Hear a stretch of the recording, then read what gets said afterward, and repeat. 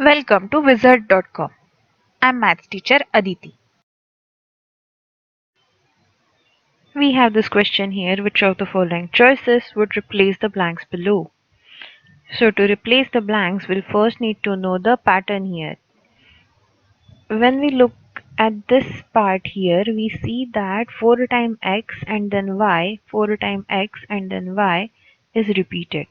Therefore x, x, x, x, y, x, x, x, x, y and so on is the pattern.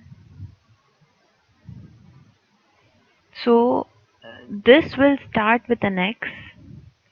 We have this here, y, x, x, x, x. Then here we have a y.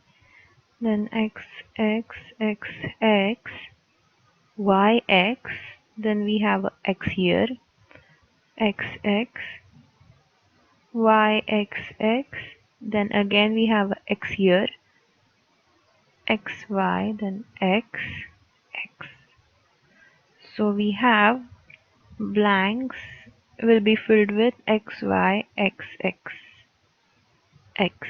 Let's see. Answer is option D.